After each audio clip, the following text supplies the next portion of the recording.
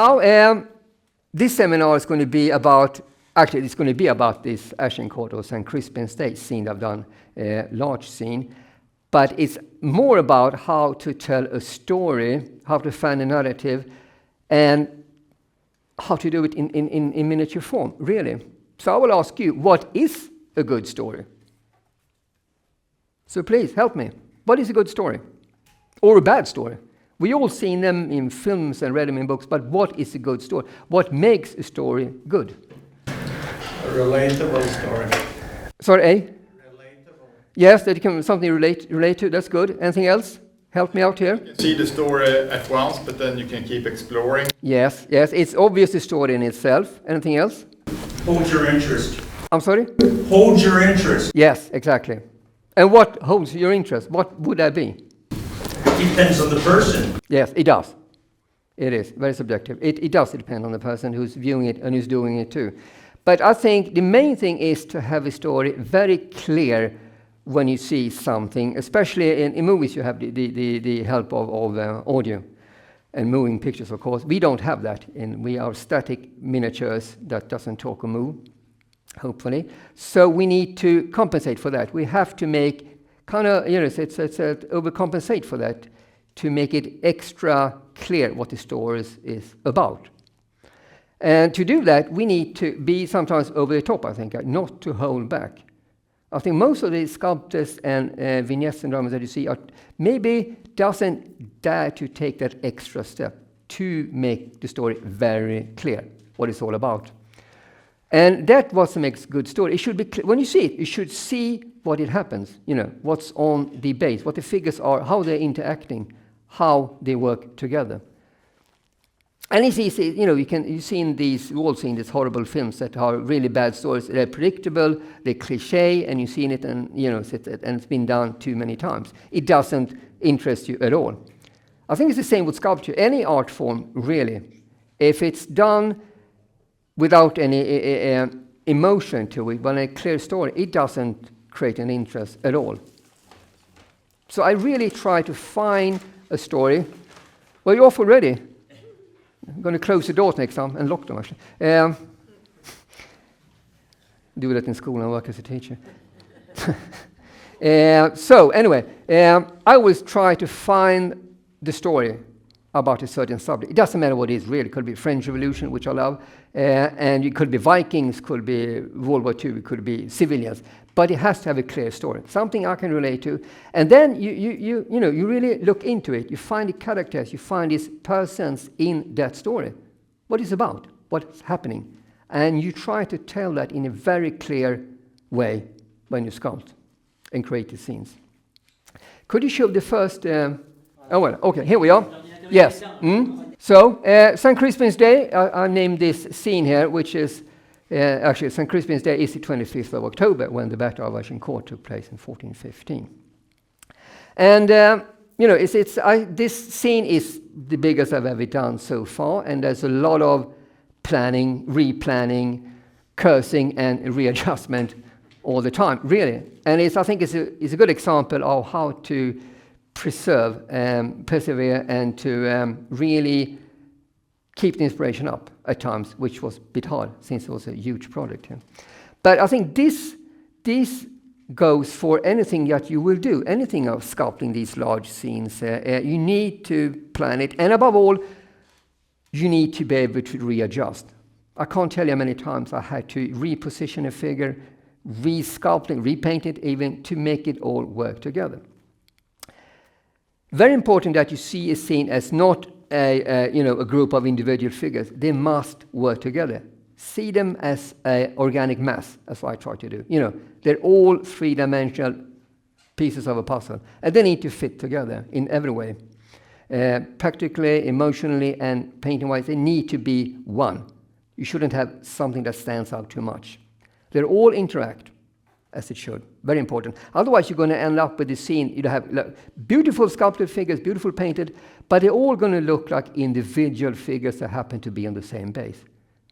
And then you lose.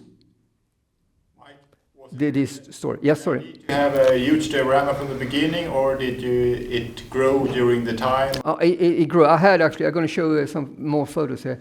This is just here. Let's see. Well, how I spent, a couple of years, you can read it too. Planning, replanning, sculpting, and painting. And 2 years wasn't full-time every day, thank God for that. But I did on and off. I started with when you have this, whatever it is, it could be Agincourt or Waterloo, it doesn't really matter. A large scene requires a lot of planning, mental planning, some sketches, and how to tell the story. What is the story about, really? You try to break it down and find the fundamental in that scene. If I'd done the French Revolution, obviously it would be quite different. With Agincourt, it was the tired, outnumbered English army fighting the French, vastly numbered, superior. This is French noble knight, was there to fight for the glory about defeating this English. And that's the main story. So a bit like David fighting Goliath. And I had that in my mind when I created scenes. And how do you do that? How do you go from a thought that you have in your mind, a mental picture, to the actual sculpting? So I did with this one here, what is that? Do you start with a historical event, or do you start with a story and then put that into the I usually start with the story. I get inspiration from films and books and paintings, and I'm a huge fan of the Kenneth Branagh film from 1989, his version of Henry V. Laurence Olivier did one in, 1940, I think, actually. But Kenneth Branagh is beautiful. It's a lot of passion, it's a lot of emotions in it, and I love it. And that made me want to do this scene here, to create that passion for the event itself. And I think you need to have that passion for something that you sculpt or paint or whatever it is in art form. You need to feel it within when you do these scenes there. Music, you can hear music that's been written by a composer who puts his heart into it, or a painter or writer. And you need to do that too when you sculpt. You need to be full of emotion that you feel inside. And obviously it's going to be subjects that you can relate to. There are some parts of history I have no interest in whatsoever, really. But some parts I love. And I can put my emotions in it, and my heart, and my passion when I sculpt. And this is one of these scenes here, this Agincourt. It's such a mythical battle with the outnumbered starving English trying to and succeeding in defeating the French. Really the triumph against the odds there. Obviously it's been immortalized and it's been romanticized by Shakespeare and films, but it's still there. It's one of the most epic medieval famous battles, period, there is. Everyone has heard in Agincourt. More in England than France, maybe. But it's everyone can relate to it. Everyone has heard about it, and it's such a big thing in history. So I felt I needed to do something from that period, and I always wanted to do a large scene. I can say that now before I start, but it takes a lot of planning. A lot of planning. And I talked to the collector, and we talked about, about some 40 figures, 20 horses, and, why not? And that's a good start. You think about the numbers, obviously it goes up and down a bit, but about that's, you want to have a scene. But from there, like you said, Magnus, you take it from there, then it goes up and down, depending on what fits the scene. You need to be flexible at all times. Never be static, say, I'm going to have 19 figures, not a figure more or less. It doesn't work. It's like a composer. I'm going to have certain notes or not at all. Or I'm going to use that brush for painting. It is irrelevant. But at what time do you decide on the size of the plinth? After I've done the basic composition. I always, I special order a base after I've done the composition with the roughly amount of figures. Then I order a base. I never buy a base and then I try to work from that. I think it limits yourself. It's like buying a frame and then you do a painting that fits the frame. You don't want to do that. Actually, I hope you don't. It doesn't work. You should do it the other way around. Same with sculpting too. So you do this scene and then you order. These days you can order a lot of this custom-made bases from Franco Zero and Pivato or whatever. Lovely work that fits your subject perfectly. Yeah. But you say it when you're done with the planning stage, is that more like a stick figure? Yes. I'll show you here. Next one. Emotion, personalities, and characters. Once you decided on an event, a scene, whatever you call it, you need to focus on these 3 steps. Very important. Without these, you won't have a story, really. It's pretty much like stage setting. My mother used to work at the opera in Stockholm for like 40 years, and I was there quite a lot. And it's the same thing there. You have, or you remove whatever, you have some lead actors, main characters, supporting actors, and a lot of extras. But you need to decide who are the main actors, lead actors. Very important. If you have a scene of 4 or 5 figures, they can't be all the same character, really. They can't be all the same interest or personality. They need to be slightly different to make them individual, to make them stand out, and to make them work together. Otherwise, you're going to end up like 5 figures looking like, window mannequins, boring. They need to interact. And I think you can't have 2 exact the same type of figures interacting. It doesn't really work. It doesn't make it interesting. So fine. Well, who are the main characters? Who are the lead actors? And if you do a scene, it doesn't matter what they are. You need to find those main characters. Say, for example, you have Napoleon talking to 3 or 4 of his marshals. Obviously, Napoleon is going to be the main character. 3 of the figures could be his marshals. They're supporting actors, and then you can have some of the guards guarding them, and they would be the extras, kind of filling out the scenes. Then you have levels of characters, of individuals, and also lead actors, supporting actors, and extras. And that is important because then you can easily focus the story on these actors. Napoleon is obviously going to be the main character. He's going to be in focus. And then you can tell the other one are around him, and at the perimeter you're going to have the extras supporting everything there. And it's exactly like stage setting it is. Or if you look at the movie poster for a film or a book, whatever it is, it's the same idea that you have to use when you're creating scenes as well. So whatever it's scene, it doesn't matter if it's military, civilian, medieval, Vikings, or modern. They all need to be there.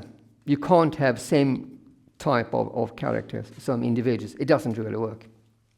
You find those characters, when you do a scene, find these characters.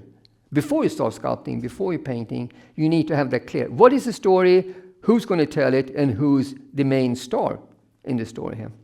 Has anyone done any vignettes in here, dioramas, who can relate a bit to what I'm talking about here? Hopefully you will after the seminar. No one's done any vignettes? I can't see it. This is horrible. Sorry. Anyone done any vignettes? Sure.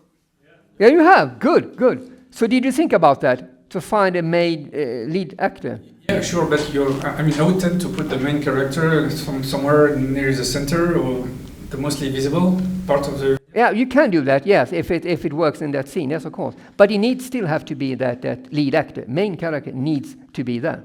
In your case, I think that it must be Henry V as the main actor. Yeah, of course. Yeah. Yeah, Henry, for those who haven't seen the scene, is the Ashen Court. Henry V turning around, facing the viewer, really, and urging his English troops to move on into battle. He's the main character. Everyone can relate to him. But can you think that the main character could be a group? Because I would tend to, looking at your wonderful diorama, I would tend to say that the French cavalry is actually the main character. Well, I would see the French cavalry, we talk about my Ashen Court scene, you had the French cavalry charging, and they're like organic mass, a group, yes. They're all supporting actors, really. They work as that because of the heraldry and the horses and armor. They're working together, one organic group against Henry, who's the lead character there. The French knights are the supporting actors, and all these English foot soldiers, the grubby-looking, starved, in drab clothes, they are the supporting actors. But they all help to tell the story there.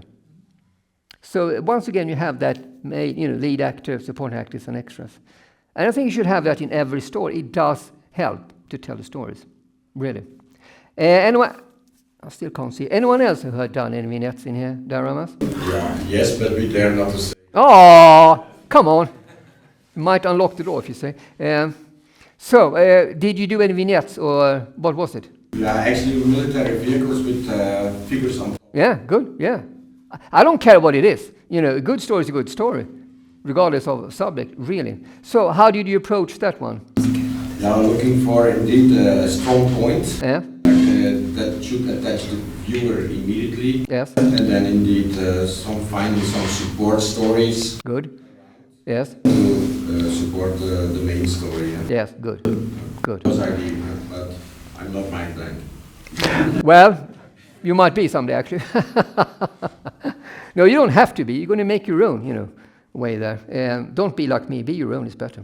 So I did a piece where it was very vertical, Yeah. Oh, really? Yeah. and the eye of the viewer Yeah. got the figure on top Yes. Very clever. of the piece, I'm sorry. the figure on the edge of a precipice, Oh, yeah. and then falling down. Yeah. Yeah. Destroy Yeah. mechanical Yes. spot Yes. from Star Wars, Ah. but it was in Russian liveries. Yes. Ukraine and Russian put into a Star Wars environment. Oh, really? Yeah. And at the bottom, taking a photograph, Yeah. was his buddy, Okay. and they've just destroyed it. Oh, very clever. That's quite a story, isn't it? I tried to bring the three together. Yeah. Good. Good. Good. And once again, you have the lead actor supporting and the extras in there too. You're always going to find them, and it's always aim for that. Well, that's a very clever story, actually. And that's another thing, to find this to be creative when you do these stories. It's my diorama, as big as it is, it's not that it's not that creative in that sense like you did. But it still doesn't matter. You need to be this story. It has to be, actually. It's very important, regardless of what it is. And we all have different examples. My Agincourt in yours, and with the tank, and what you did. All different, but all telling a story. And that's, what it's all about here. So find the characters, emotions, personalities, and characters. Very important here. And do ask questions. Could it be about material, could be about, composition, scenes, whatever. This is a chance to pick my brain. Come on, you must have something on your mind. How much historical reference do you? I'm sorry, how many? How much historical reference? Well, it really depends. From Henry V, from the Battle of Agincourt, there's plenty of sources, but again, you have to realize that these sources sometimes were written by commission by the king, for example, or Shakespeare, his Henry V, as is idolizing Henry. Of course, it's nice for the language, beautiful written, but it's not much of a source, historical anyway.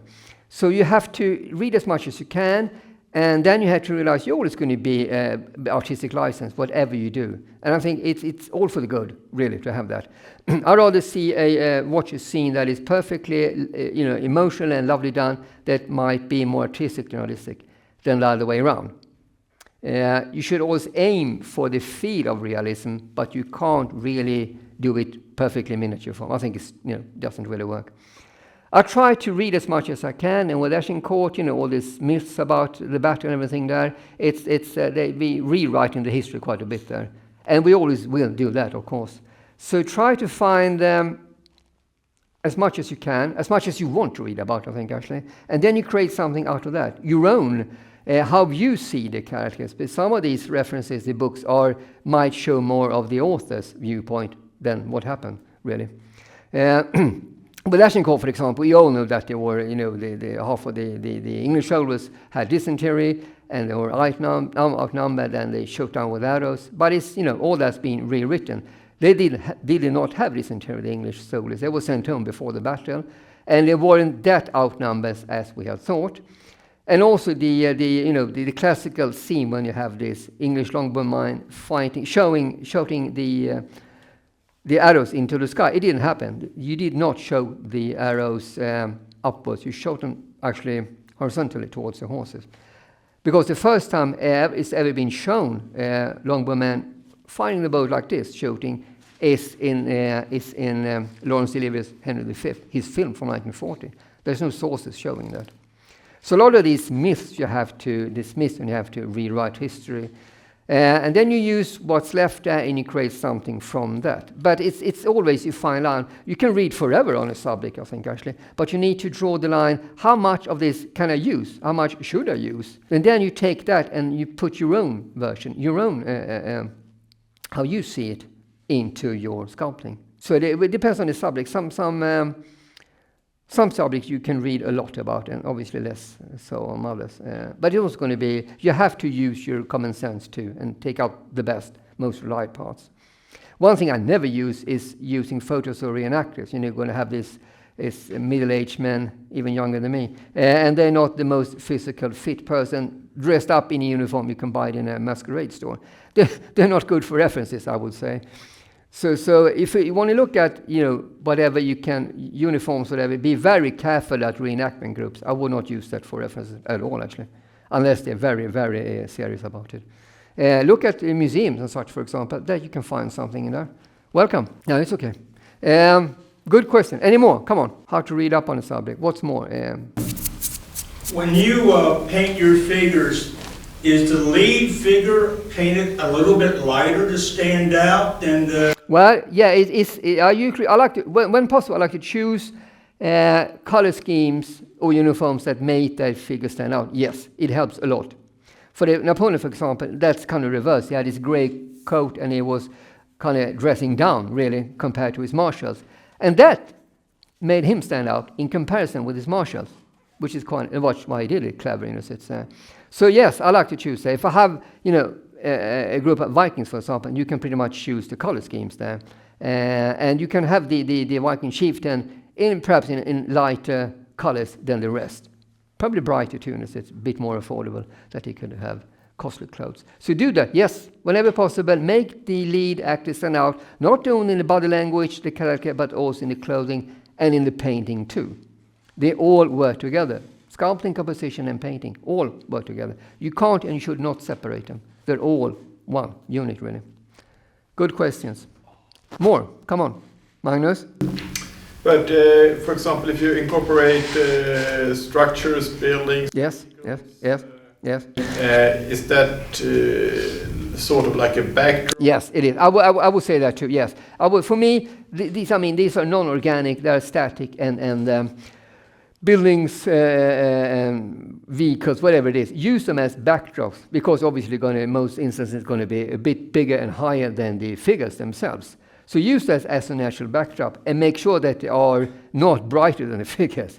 You should tone them down, mute them down, and then they're going to frame the figures. You know, if you have 4 or 5 figures standing in front of a wall, make sure, if possible, to make that wall slightly darker or muted than the figures in front of it. It's going to be like a natural backdrop that frames the scene. And it's a good way to frame the scene, actually, too. But it's same with the vehicle, too. We can't have it's a vehicle standing out too much unless the Herbie vehicle, the car that should be the main character. Otherwise, make sure that the vehicle is the same thing, muted and as a backdrop for the rest of the figures. Because if the story is a vehicle, fine. But it's usually, if you have figures on a scene and vehicles, the figure is going to be the story, being organic, as opposed to the vehicle. It's going to be a static, non-organic mass standing there. Then the figures will make it alive, I think, actually. So that's a good way. But anything that you have, trees, vegetation, buildings, vehicles, whatever, make them part of the backdrop. And make them muted, color-wise, too. What is your technique to get the anatomy rights of the horses, the men, the figures? Well, a lot of references and a lot of trial and error to practice too. It comes from experience, I would say. I don't measure anymore. I have some scales and such, but after a while, I've done it for so many years, so many figures that you get like a second nature. You know how to proportion a figure really after a while. But always start with the head, always. The head will determine the size and the volume of the figure, because the heads are pretty much the same regardless of height. But if you put a small head on a larger body, the figure is going to look much taller. And vice versa, of course. The same size head on a shorter body is going to make the figure much shorter. But the head is going to be the same. So the head really determines the rest of the anatomy. How you want to portray them, tall, short, big, small, whatever. So it is trial and error. Really. So, more questions. Come on. I wish I could walk around and ask you myself, but I can't. If you work through a subject, yes? do you use other people to reflect, or is it just you doing all the thinking, the composition? No, I do it all. Everything you see, I do myself. But yeah, sorry. There are no peers that you talk to? Yeah, always. Oh no, I talk to everyone, and I get inspired by everyone. You know, the way you sit here, you have your own body language. I can tell a bit about you personalized by viewing you here. We all have body language, all have personality that shows a bit how we are at that moment, at that time. And you can learn and inspire from everyone. Actually, you should, I think, actually. But I never consult anyone about my work, really, because I want it to be mine. And by that, I mean I want it to be as person as I can be. It's like a writer, I couldn't never write really 2-3 other people. It wouldn't be my words. It'd be our words. It's not the same thing here. So I do everything myself. I come up with a plan, the idea, the planning, the sculpting, and composition, the painting, everything. But I get inspired by every people I meet every day, as a sculptor, as a drummer, and as a teacher in school. Everyone inspires me. Everyone makes me realize that people are different and how you can show that in sculpting. So don't limit yourself. And by that I mean that you should be inspired by people, who they are and how they act. That will help you to become a sculptor too. But everything I do, if you mean the sculpting, the processes, I do myself, yes.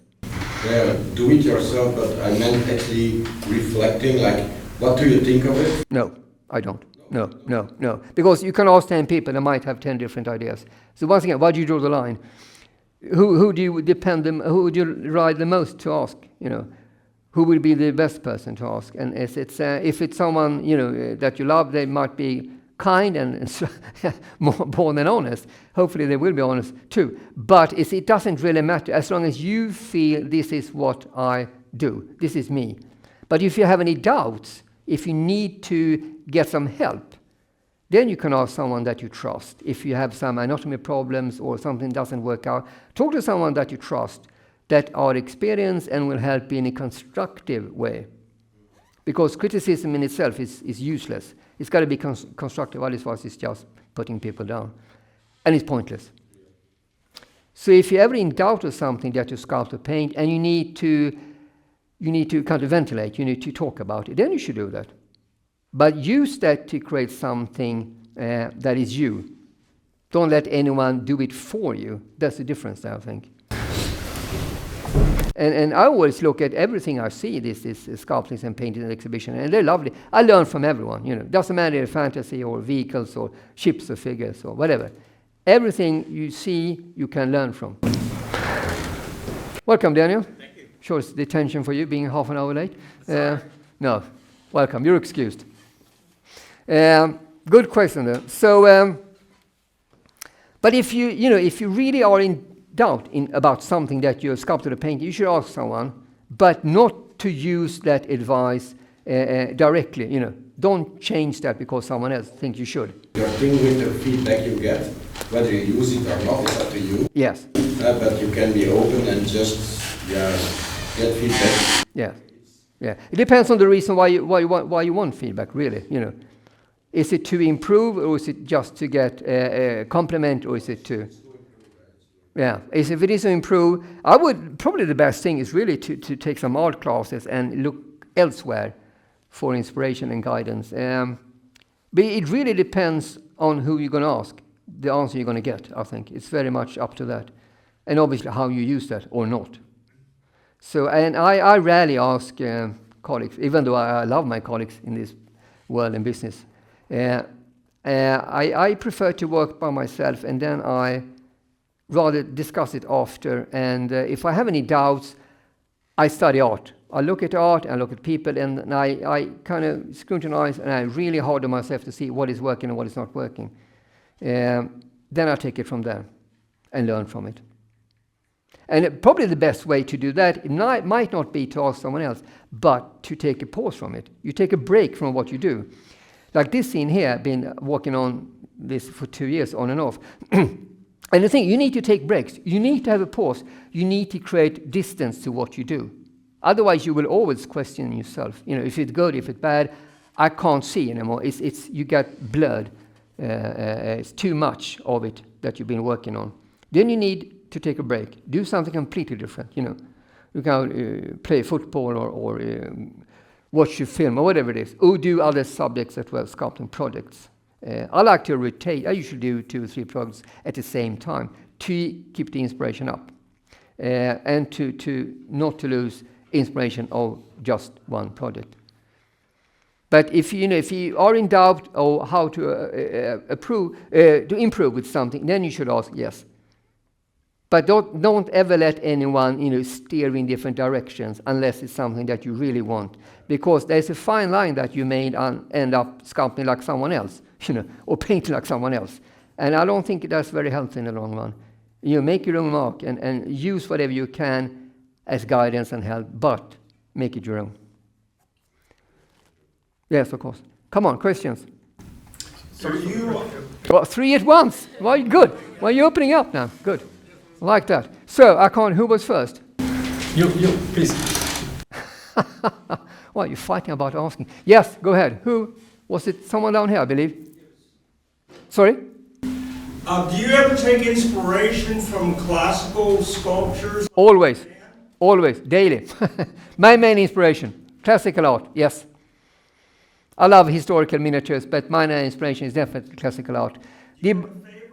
Bernini, the Baroque sculptor. And my dream is this kind of, this is Bernini copy, but that will never happen. But I aim for that, yes. It's very much over the top, very dynamic, very Baroque style, and very, it's organic and, hands like this. But I like that. It's me. And I can relate to it in so many ways. And I think you need to find art that inspires you, that is you, who personify who you are. And that does that for me, the Baroque school of sculpting. Michelangelo too, of course, but Bernini is my definite favorite. So yes, classical arts, main inspiration. Now, we had some more questions. Who was the next one? Yes? It was about your painting technique. Yes? So basically your style, as I see it, brings some kind of dull colors, more in a grey tone. Yes. Very muddy. Yes. And at the same time, you make the bright colors appear, stand up. So how do you tackle this? Well, I think it goes back to my father. He was a professional freelance photographer all his life, and he only shot black and white photos. So I grew up with that, and I grew up with that kind of sense, with lack of colors, and that really made me appreciate especially photography and films that have that monochrome feel to it. It makes the character stand out. A photo of a person in black and white will for me make it much more interesting, because there is no colors that interfere, that conflict, that fight for attention with the face itself. It's just black and white. It shows the true character of a person. And that inspired me a lot, and still does, when I paint my figures now. And when you do that, I have very muted colors, because that's the way I like to see them.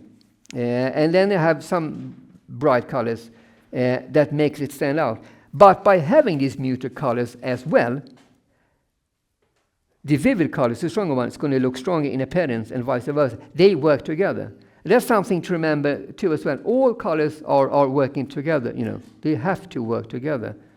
Dark and light, muted, bright. If you just have bright colors, they're going to be just bright, everything, and it won't stand out. But if you have some muted colors around it, helping, that will make these bright colors stand out too. So you need a combination. They always work together, colors, always. Very important to remember. So, and then afterwards, it's a matter of taste. I think it's interesting, because we are in Scandinavia, like Magnus and Jan, other friends from there. We see colors slightly different as we paint them. And then you go to the Mediterranean countries, and Spain and Italy, you have much more vivid colors on the figures. And I think that comes from the society, the culture, and the colors they see daily. It's brighter colors, period, all around them. We don't have that in Scandinavia. So I think that affects us quite a lot too. There's no coincidence that the Mediterranean painters tend to paint brighter, whereas we a bit more muted. So the surroundings where we see daily will affect us. Something to remember. Magnus, now it's your turn. Great. Do you ever get like a generic idea that could work in any time frame, and so you start with a generic idea, and then like, this would be cool to do with Vikings or Napoleon? Yes, good question, very good. Yes, I do actually. Oh yes. Well, the classical thing, like the Spartans last stand or something like that. What it's a classic, bit much action code here. You have this small group, outnumbered, doomed to perish. Small group of people, dying for what they believe in, and everyone can relate to it. Heroism is everyone likes that, and we can relate to it, and it's easy to show in miniature form. A last stand could be something everyone admires and relates to, and it doesn't have to be the action called outnumbered English. It could be the Spartans at Thermopylae. It could be whatever it is, and we can relate to that. So there are certain parts that are generic that we can use in different time periods, of course. And the classical ones, we all seen those battles, and it's these scenes in films and on paintings. And it's good to use, of course. But it's also fine not to make it cliche if you do that all the time. Then it loses the value of it, and it loses the sensation of it too. So, but yes, there are some of these classic we can always use, of course. And is this interesting because you talk about generic and we come about this being stereotype too. And I think we all have that. I've done a lot of Vikings myself, and I still find it difficult to paint a Viking with dark hair. Obviously they had that too, but anyway, I'm going to be paint them blonde or reddish because that's the way a Viking looks. Of course, it's cliche, but it's once again it's a fine line there. It works in miniature form. It tells a story actually in a more clear way. So once again, you have to find the balance in there and see what really works. But we all have these hang-ups, I think, actually. And it's if you paint like a German soldier, an SS officer, you tend to paint him blonde, of course. It's the same thing there. We all have prejudice. It doesn't really work, of course. If you do a pirate, he's going to have a beard. Something like that, golden earrings, a scarf, all these cliches we can think of, it's probably going to be there. And it doesn't matter, but you have to be aware of it and not to overdo it, I think, actually. And sometimes it works, sometimes it's a bit too obvious. So, good question. More, come on, before we move on here. Because we're talking about action code, but I say here goes for everything you're going to do in a scene, vignettes and dioramas. So, next one is, and here we are. Now I actually started had the story. The mounted charge of the French knight attacking the English lines. Actually, the battle started with the English advancing. Henry V knew he had nothing to lose. He needed to move on. He needed to charge the French. So he actually sent out his army, marching slowly, mind you, in that muddy field towards the French. The French had been waiting and then were kind of... they needed to act themselves. They couldn't have the English little group more than towards them. So they charged. But they was extremely disorganized, the French army. And something they found out that the French battle plan had been found by the English. So the English knew how the French were going to charge them, how they were going to, how they're going to attack. And the English were pretty much waiting for them. And the French were out to lead them. It was a group of individual knights fighting for glory that day, and honor, They did not have a leader. They fought like individuals. And they all wanted to show off how, the brightest, the most beautiful armor and the best horses and whatever. And they needed to charge along and to prove themselves to others. I'm the best. And that created a chaos that the English easily used. Because the French weren't led. The one who tried to lead them didn't succeed. He wasn't of a prince of blood like the other knights were. And then you had a group of organic mass of French knights charging, disorganized, just trying to improve themselves, charging right into the English lines. And what happened that the muddy field had been raining for several days. The horses got stuck in the mud. They couldn't advance. They couldn't even gallop. It's like a trot almost. And they fell prey to the mud, and the English shot them down with their arrows quite easily. And then what happened, really most of the French knights did not die from arrows. They were actually trampled into the mud. They suffocated down there. And the knights were very fit, and they could move about easily on a bright day in grass, with perfect conditions. But in the mud, once you got stuck in that really clean, sticky mud, they got stuck in the mud. they stayed down. And they were heavy, they were sweaty, and they were tired from fighting. And they got stuck in the mud. So the English literally walked over them, killed them, or suffocated them in the mud. And the French fell upon each other too, more than anything else. So this is what I wanted to show. First step when I did the scene here. We have 3 groups. We have the main character, Henry V. We have the supporting actors, the friends, one organic mass here, all these charging on the horses, the knights. And we have the English foot soldiers, 3rd group. I'll see it as the extras.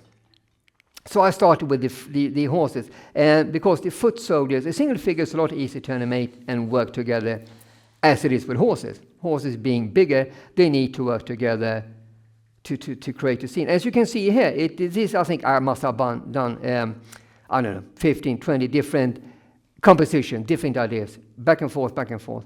And you can see I'm using a piece of styrofoam here, so I can place the figures and replace them all the time. You just play around with them here and hope that no one sees you. It's very good to use that. It gives you a chance to move about slightly, rearrange, reposition the figures until you get something that looks good. But you need to work together. And this is pretty much like doing a 3-dimensional puzzle.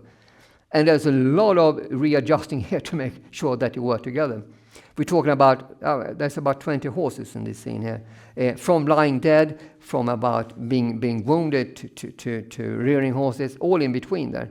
And they all work together. If you look, well, you do look at the distance from it here, it's like one mass. There are individual horses, but they work together. And that's the thing to remember here. Any questions about doing this one here? This was by far the most time-consuming, challenging part. And I redid that part many, many times to do it, have it work. So Mike, yes? When you are happy with your composition, yes, are you done with a photo or? Yes, well I did, with this big scene, otherwise with smaller scenes, 3 or 4 or 5 figures, I don't have to. Sometimes take photos, but otherwise it's in my head. But with all these figures, and especially with the horses, I need to have photos because not only are the horses going to be very close and interactive, it's going to be the caparisons, the lances, and the figures on top of that. And after a while, I tend to, I forgot what should be where, you know. It's like I have a puzzle with all the pieces just being white, you know. I can't remember where they fit.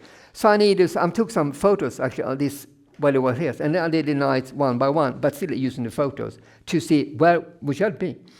So it makes it work together. And it was very challenging with these, you know, this comparison blowing in the wind and the lances and such. They can't be in the way of each other. They can't be hiding each other. They need to work together. So quite challenging to this, that part, really. Questions? Did getting the horses in the right position then sort of dictate how you were going to get the riders to sort of... Yes, exact.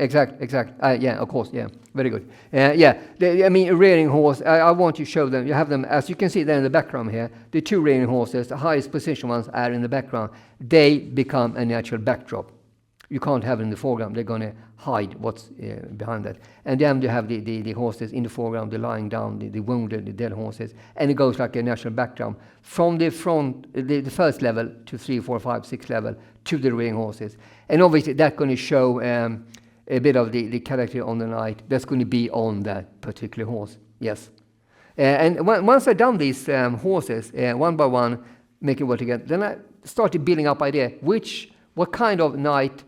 I'm not talking about the head, I talk about the character. What kind of emotion would that knight show on a rearing horse, on a wounded horse or lying horse?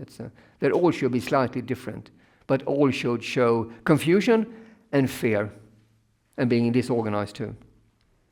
So this is interesting because this is actually a group of supposed to be charging the English line, but they got halted here. You can see it's like almost like a train wreck coming to a halt here. This stops here. This is the end of the line. They can't go further. So with all that might, all that power, all the, you know, the knights with the horses and armor, it stops here. Here is the end line. Well, you can see that the chaos that's creating by the end of the line here. And that I wanted to show. And the English foot soldiers are the end of the line. They made this charge stop right there. That's why you see of the horses, they're kind of actually turning away from the English, you know, They made it to the front line, but here is the end. They need to move back again. And that's what happened. A lot of these French knights rode over their own comrades and riding them in the mud because they were fleeing, having attacked, and they need to flee back. It's like you have a lot of cars, racing, and then some of them suddenly turns back again. It's going to be chaotic. And this is what happened here too. So at every horse I did, I had in my mind which kind of character, which knight should be on that horse. I'm not talking about the heraldry or which, like I said, but the personality of the knight. Can we go back to the next photo here? Let's see. Here we are. Bit of progress here, as you can see. Paper flags. Yes, I used that to have help with the composition. I didn't use it later on. More work. And it's planning and replanning all the time. Daniel Ray, my good friend, is still here. There he is. He actually the owner of this scene here. And I sent a lot of photos over the years here process. And he can tell me, we can vouch for there's a lot of work going back and forth here. But you have to be able to plan and replan all the time. Whatever started out as a brilliant idea in your head is going to be slightly different when you do the sculpting. It's like using a painting for inspiration is really good, but you have to remember it's a two-dimensional painting that you can create pretty much what you want with the perspective and thing. Sculpting three-dimensional really can't do that. You have to adjust. What works two-dimensionally doesn't really work three-dimensionally. You have to be aware of that. It's very important. So I did a lot of readjusting here, and I tried out a bit here with these some of the knights with banners. And as you can see, the banners are in the background too, making a natural backdrop. You can't have a rearing horse in the foreground with lots of banners. That will hide the story behind that. So whatever is, put the highest figure, highest position figure in the background, always. It's like you don't put a building in front of the figures, you put them behind the figures. A rearing horse, you put it behind a horse that is not rearing.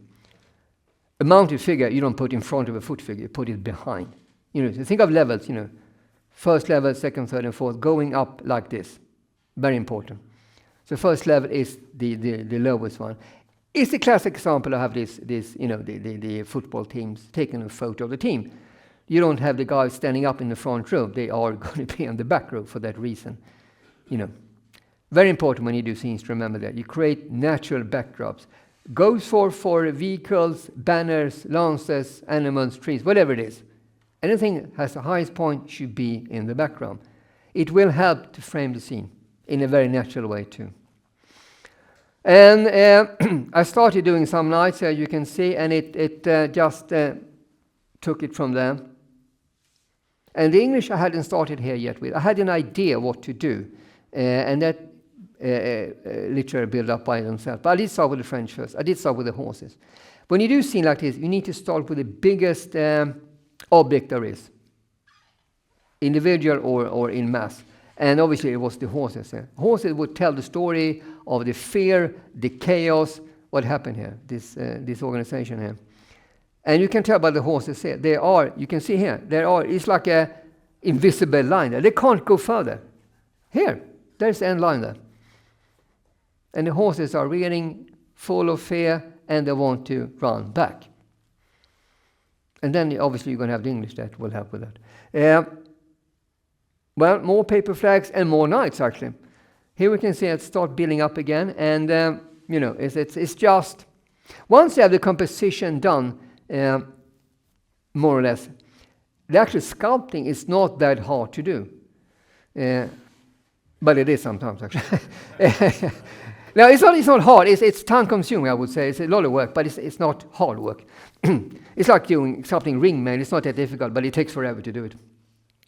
But same thing here. But you need to have the composition done. I don't care, if it's the most beautiful painted figures in the world. If it's badly composed, it says nothing.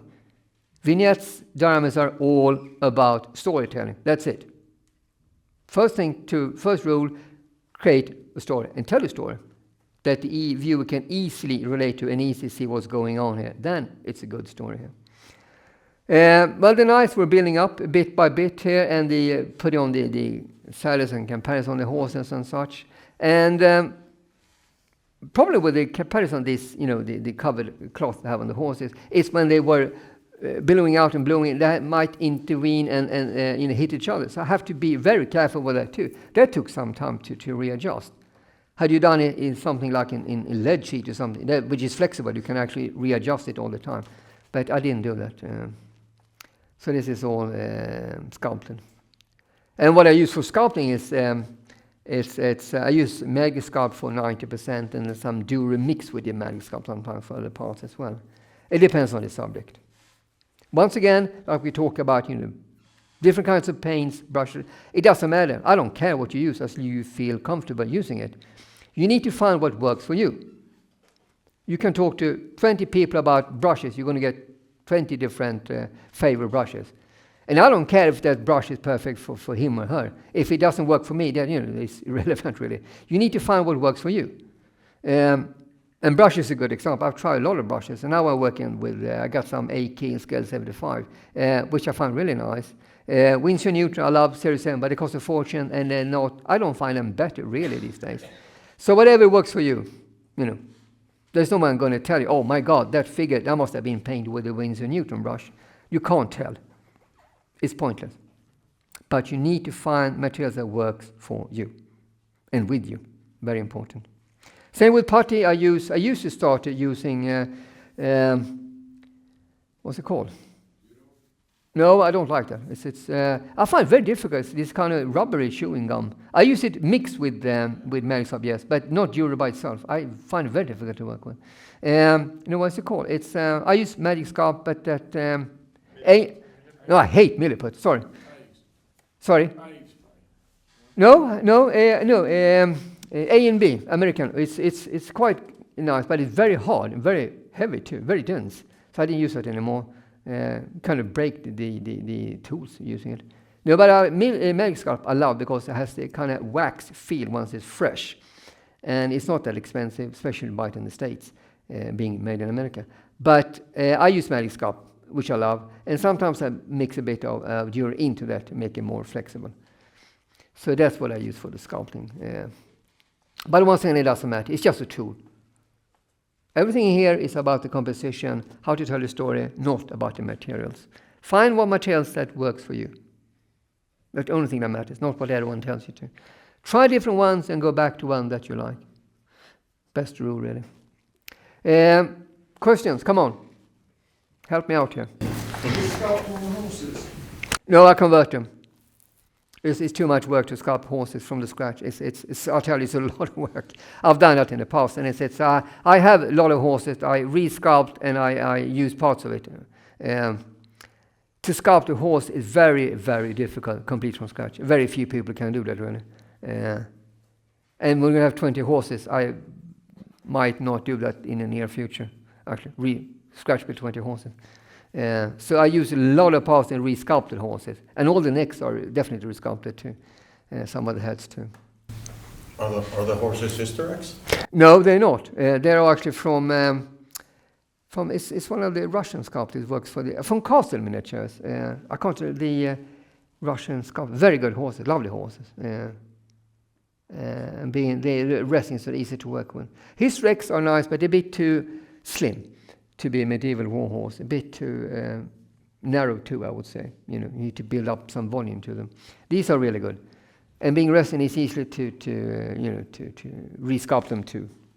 So I use that and re-sculpted parts of it to make it work. And that's another thing to remember. Don't look for any commercial thing that will be perfect for your scene. Make it yourself instead, if possible, or convert it to make it. It's always not only going to be, it's going to be your personal touch to it, but it's going to be more part of the scene as well. I've never been a big fan of seeing just commercial figures on a vignette. It doesn't really work because they were not designed to work together in the first place.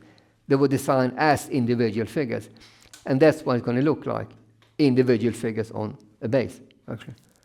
So whatever you can, try to convert as much as you can, or just change your head, do something slightly different. You will add your own personal touch to it.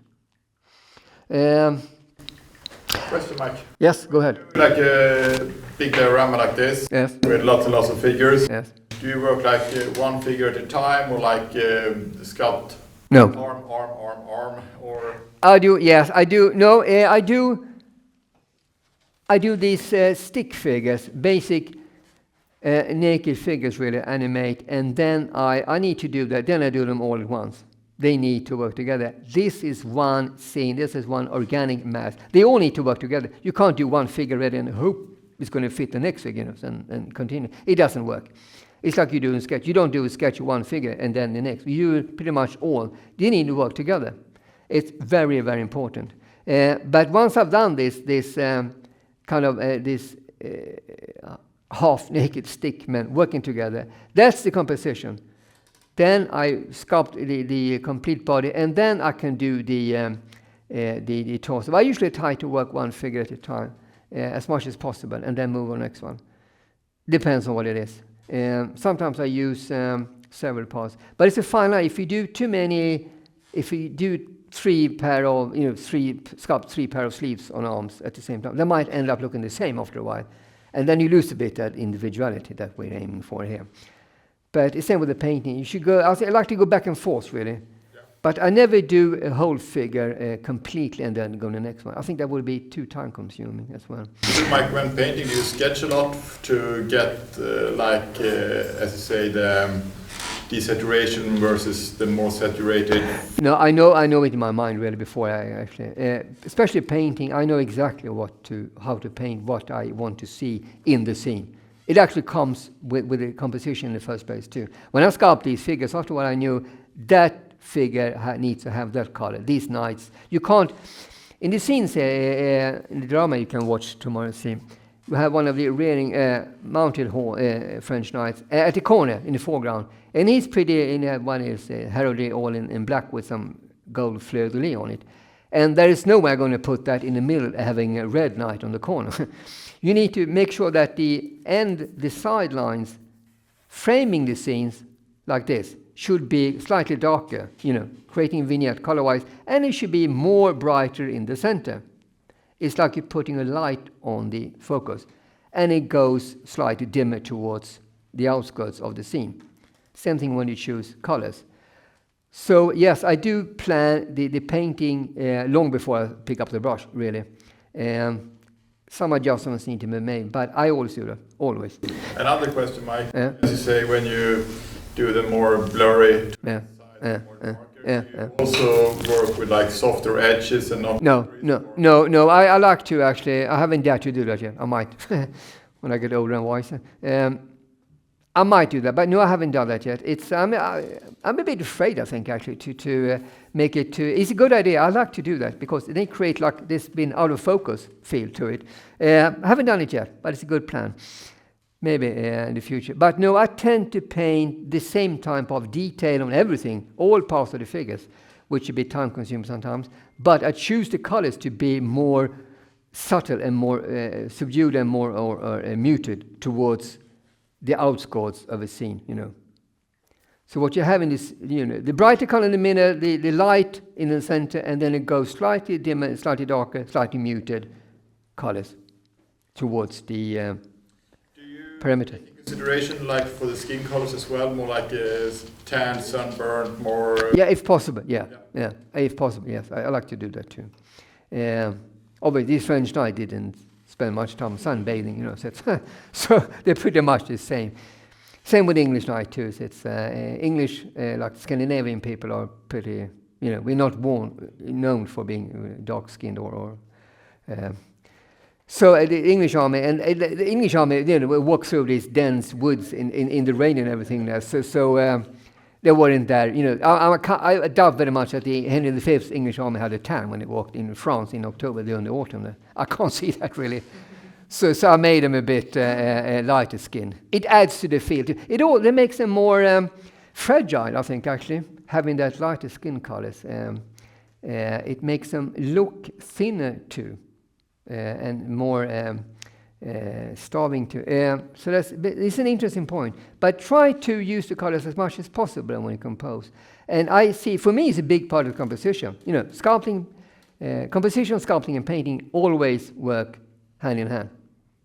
always, and it should. So never separate them. When you do plan a scene, think about the colors too.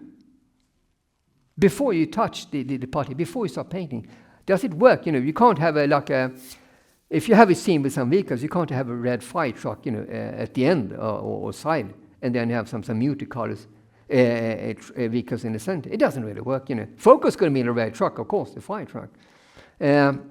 Brighter colors will make us focus. It will make us look on that always. So whatever you can, brighter colors in the center, muted colors towards the edges. It's a good rule. Same with view colors as lead actors. Strong vivid colors, main actors. Slightly less supporting actors, and the muted colors, the extras. So don't. Yes. Another question. Yes. No, you're welcome. Do you ever end up like sculpting one super cool figure and wow, this is cool, but then you could use some extras and then put them in after as an afterthought, or is it always like planned from the beginning, the scene with the amount of figures and horses? Pretty much from the beginning, yes. I might add these figures. If I add a figure, it's definitely one of the extras. It's not. I'm not going to let's throw in another main, lead actor. He needs to be there. No, I've never done that. I think you destroy the whole story. Extras you can add is once again I learned that from watching my mom at the opera. You can have a lot of extras on the stage because you need to fill up some space. Put in 2 or 3 extras on the sides and the wings. It needs that to fill up that dead space there. And I do the same with my figures. So whatever I might add later on, as I see it's needed in the scene, there are always extras, to build up the scene, to fill out the scene. Maybe it's a better word actually. Yeah, because that's also I think where you're a genius that you really make these compact scenes seem very chaotic and there's no empty spaces on them. No, not much, no. No, I don't spend much money on groundwork. No, actually. No, I like everyone to work together in a scene. I love these tight groups. It's just personal preference. It's one of these organic masses. It doesn't really make it or better, I think, but it's me who I am. I like to do that. Obviously, you can have. I think it shows. It's all about how to tell a story. This was chaos. This battle was chaotic, was disorganized and horrific in any way. I don't want to show that. But once again, if I would do Marie Antoinette maybe walking towards the guillotine, I would probably have her walking by herself up the stairs. It would show her more vulnerable as a victim, because she's all alone. There's no one around her. And that would create a story in itself too. See, it doesn't have to be like, 200 figures like I do on a small base, on top of each other. It could be a single figure too, but he has to have a story. It has to have that narrative, the body language too, to make it work. So it's not about a number of figures. I pretty much don't count the numbers of figures I do. It's what tells the story. The only thing that matters, really. Could be 1 figure, could be 2 figures, could be 40 figures like him. You have to have a story, regardless of number of figures. Yes? Yes, you told us about the color and yes. you are composing the scene. Yeah. Yes. Yeah. Integrate natural light, for example, the sun. I think that comes. Well, you're off, Daniel. I have to. They call me. You're more than welcome. Take care now. Bye-bye, Daniel. No, it's. I think that comes from when you have the stronger, vivid colors. They're going to appear that the light is hitting them. The sun is on them. It's like a lamp, If you have 25 figures and you put a lamp on in the center of the figures, they're going to look stronger, the colors, because it's going to feel like there's a lamp on top of them. So and obviously it's going to feel like there's less light on the outskirts on the scenes there. So that's why when you paint muted colors with the extras in the surroundings, at the outskirts of the scene, they're going to appear like it's there in shade almost because of the colors that you choose. I mean, a vivid orange, yellow color on a dress, whatever it is, it's going to appear like it's in sun. Where there's a person standing in a grey overalls, it's going to appear like he's standing in the shade. So by colors, yes, you dictate the light source, and that's something you should do. Really, very important, I think, actually. So remember, use colors when you compose. Always. It will help to tell the story. And it will make everything work together. I think it's very important here. Obviously, some colors like really vibrant colors like red or bright orange or yellow, they should be more in the center, not really on the outskirts. And obviously, well, once again, it depends on these. Some of these nights have usually, for me, unusually rich colors because I wanted to show that the rich French nobility, the nice, they could afford to buy really expensive armor and nice clothes, and I want to show them. On these knights, French knights, you're going to see some gilded parts on the swords and even the devices on the helmets and such, and even gauntlets. The English army does not. There is no gilded parts on the English army. It's all steel, because it shows the statues too. French nobility, French knights want to show off. Look at me, I got the most expensive, the best money armor you can buy. But it's English for more fighting professionals and fought on foot as well. So yes, by choosing colors, you create not only social classes, but also the light sources and the focus as well.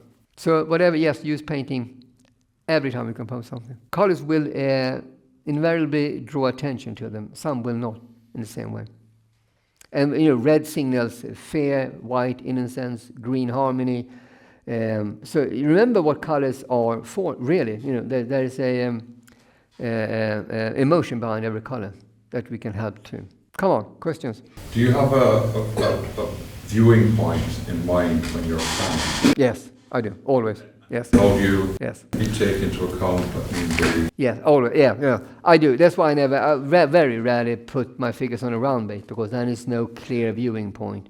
I like to have them on square bases or rectangular. But there's a clear front.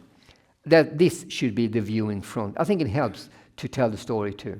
Obviously, there are some scenes that would work on a round base because there might be several viewing positions.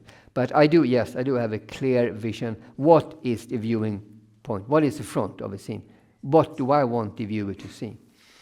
And this is interesting. With this scene here, I actually started here. I started first idea was to have the French now charging towards the viewer, which means that you would be, you can't see, of course, that you would be part of an English army, that the French charging towards you as the viewer. But then I thought, then you won't see much of an English army. You won't see the facial expressions, and you won't see much of Henry either. So now I just turn it around and put it sideways. It also helps because then I can easily, or with less trouble, have the composition with the rearing horses, natural background, and then the English army on the side here, moving from the left.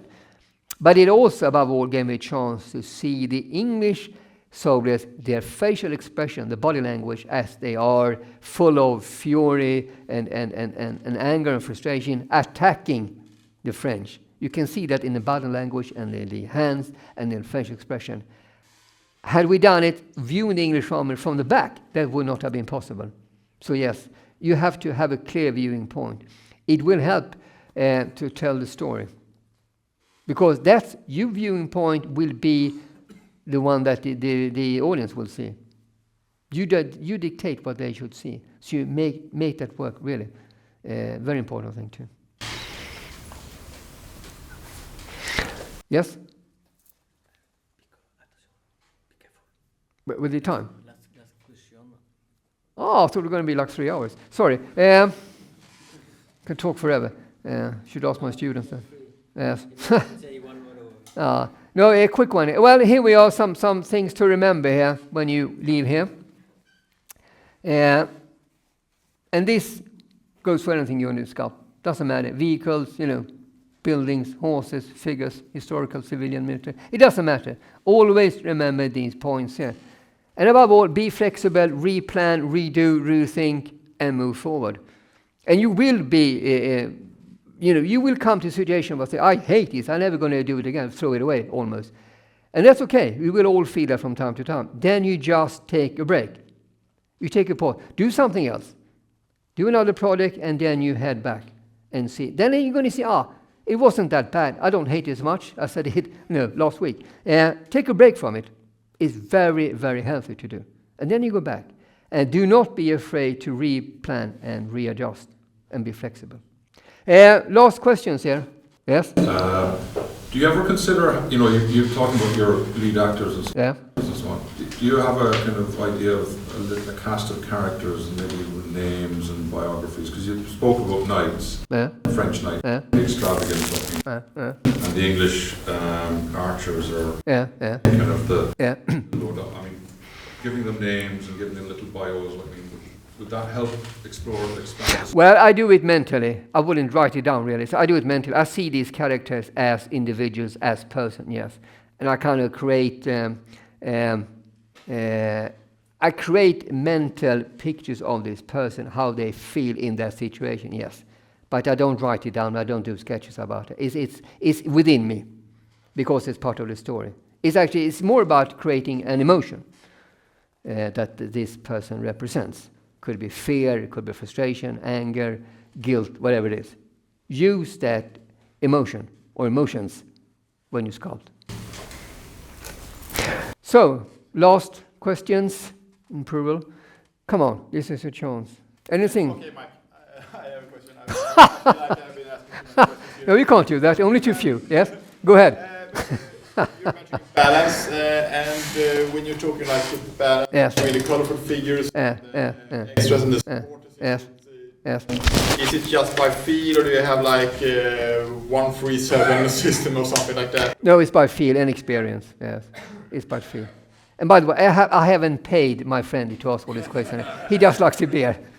He said, no, I think it's come from experience. It's how to create this balance. And it's trial and error and experience, I would say. You know, the more you do it, the easier it's going to get. It really does. But I find sometimes it's easy to fall into the trap of repeating yourself. And I found that that always has to be in my mind. I don't want to do the same scene twice. I might have done that unintentionally, but unintentionally, but I never plan to do that. You might have a concept that works, but I said you can't overdo it, I think, actually. Some of these scenes, like I did this Battle of Hattin, not the last stand, by the way, outnumbered people. I can't do that too much. It's going to be repetition. Then it becomes a cliche after a while. Try to find new ways to compose these scenes and to work forward, always. You know. I think it's always good to remember to always aim for something new, not to do the same thing. Try new subjects, new scales, new parts of history, whatever it is, you know, and just be unafraid, really. Well, thank you for coming. I really enjoy talking to you. Thank you.